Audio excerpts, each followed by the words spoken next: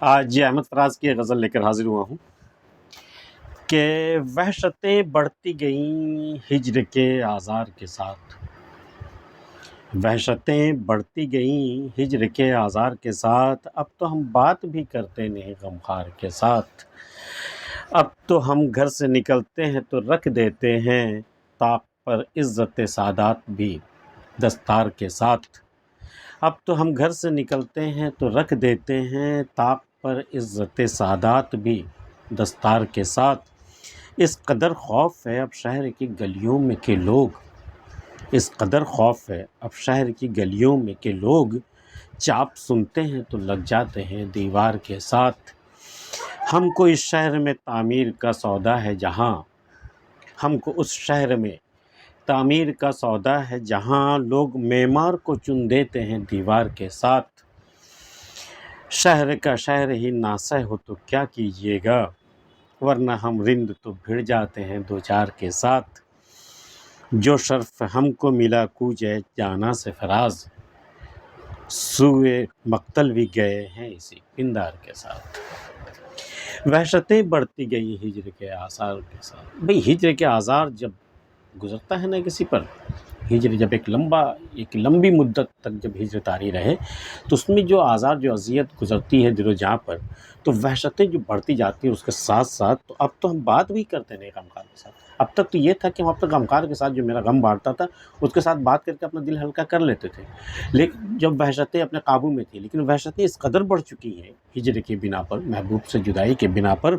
کہ اب تو ہم بات بھی کرتے نہیں غمخوار کے ساتھ۔ یہ وحشت کی ایک اگلی سٹیج ہے، یہ ایک بہت ایکسٹینڈڈ سٹیج ہے یہ۔ اب تو ہم بات بھی پہلے تو بھئی وحشتیں ہونے پر یہ ہے کہ صاحب چلو غمخوار کے ساتھ بات کر لی، تھوڑی سی تسلی ہو گئی، دل ہلکا ہو گیا، لیکن اب وہ نہیں ہے، اب وحشتیں بہت بڑھ چکی ہیں،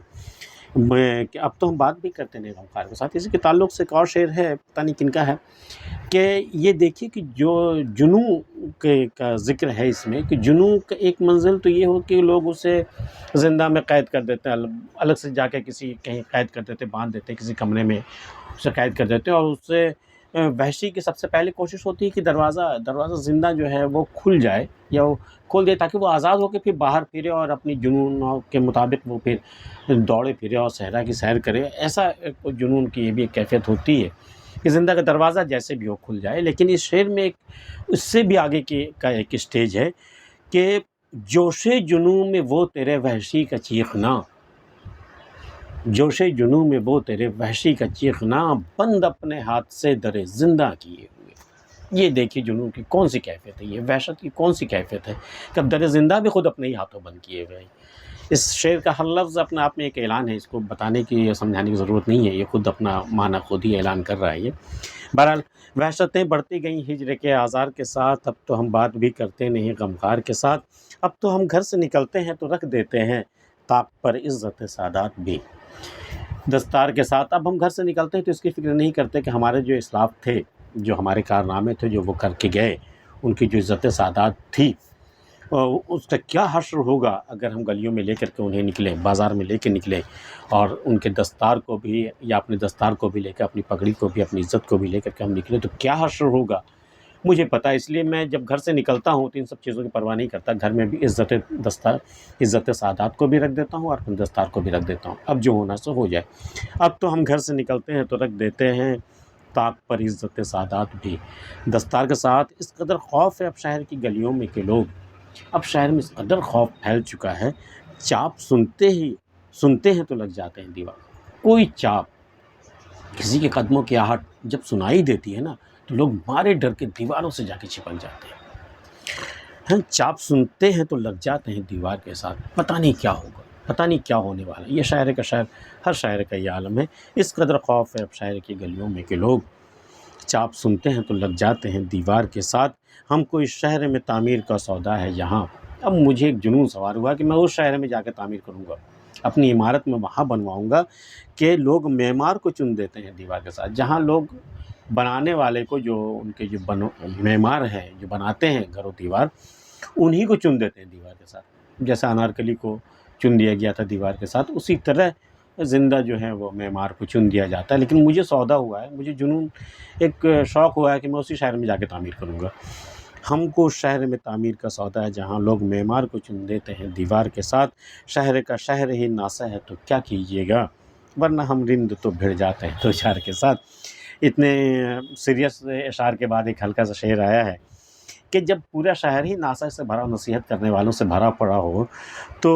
کیا کیجیے گا، اب تو کوئی صورت ہی نہیں بچی، سب کے سب نصیحت کرنے، ورنہ ہم رند، مطلب ہم جیسے پینے والے تو بھڑ جاتے ہیں دو چار کے ساتھ۔ حالانکہ بھڑ جانا کچھ اردو کے مزاج کے ساتھ، یہ اردو اشعار کے مزاج کے ساتھ میرے خیال سے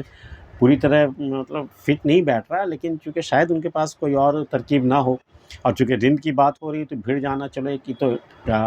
ایک عام سی زبان، عوامی زبان ہے یہ، اس کو شہری زبان نہیں کہہ سکتے،